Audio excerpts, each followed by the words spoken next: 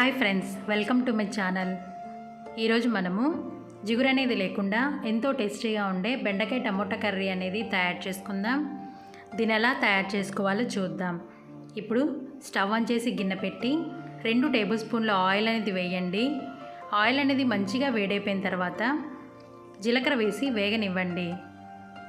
జీలకర్ర వేగిపోయిన తర్వాత ఉల్లిపాయ ముక్కలు, ఎండుమిర్చి ముక్కలు, కొద్ది కరివేపాకు వేసేసి ఈ ఉల్లిపాయ ముక్కలు అనేవి మంచిగా గోల్డెన్ బ్రౌన్ కలర్ వచ్చేంత వరకు బాగా ఫ్రై అవ్వనివ్వండి.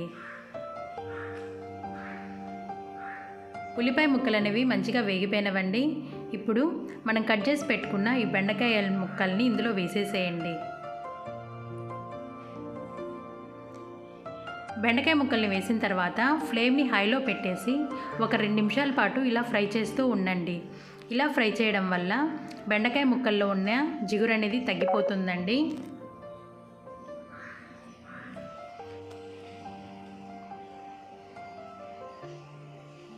ఇలా 2 నిమిషాలు హై ఫ్లేమ్లో ఫ్రై చేసిన తర్వాత మీడియం ఫ్లేమ్లో కన్వర్ట్ చేసేసుకొని కొద్దిగా పసుపు అనేది వేసేసి ఒక 10 నిమిషాలు ఇలా ఫ్రై చేస్తూ ఉండండి. ఇలా ఫ్రై చేసేటప్పుడు మూత అనేది పెట్టొద్దు, అలాగే ఉప్పు కూడా వేయొద్దండి. ఇలా చేయడం వల్ల బెండకాయల్లో ఉండే జిగురు అనేది ఎక్కువైపోతుంది, ముక్క అనేది చెదురైపోతుంది. ఇలా ఫ్రై చేసిన తర్వాత ఇలా 2 కట్ చేసి పెట్టుకున్న టమోటా ముక్కల్ని ఇందులో వేసేసేయండి. అలాగే 1.5 టీ స్పూన్ కారము, రుచికి సరిపడా ఉప్పు అనేది వేసేసి ఈ టమోటా ముక్కలు అలాగే ఉప్పు కారం అనేది మంచిగా కలిసే విధంగా ఇలా ఒకసారి కలిపేసేసుకొని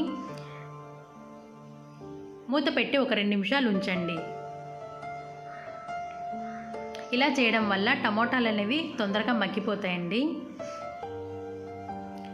ఇలా 2 నిమిషాల తర్వాత ఈ టమోటాలు అలాగే బెండకాయ ముక్కల్ని ఇలా మంచిగా కలిపేసేసుకోండి.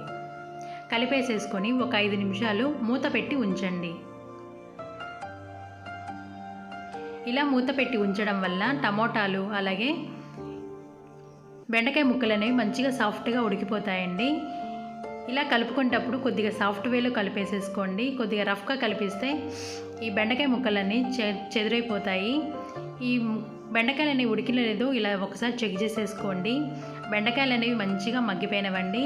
ఇప్పుడు 1 స్పూను ధనియాల పొడి, 1/2 టీ స్పూన్ కొబ్బరి పొడి వేసేసి ఈ మిశ్రమం అంతా ఒకసారి కలిసే విధంగా కలిపేసేసుకొని ఒక 2 నిమిషాలు ఈ కూరని కొద్దిగా మగ్గనివ్వండి. ఒక 2 నిమిషాల తర్వాత స్టవ్ ఆఫ్ వేసేసుకోండి. అంతేనండి, ఎంతో టేస్టీగా ఉండే బెండకాయ కర్రీ అనేది రెడీ అయిపోతుంది. ఎక్కడ జిగురు అనేది ఉండదు, అలాగే ముక్క అనేది చెదిరిపోకుండా ఉంటుందండి. ఇది అన్నంలోకైనా చపాతీలోకైనా చాలా టేస్టీగా ఉంటుందండి. ఒకసారి ఇలా ట్రై చేసుకొని తినండి. మళ్ళీ మరొక వీడియోతో మళ్ళీ కలుద్దాం. Thanks for watching. Please like, share, subscribe my channel.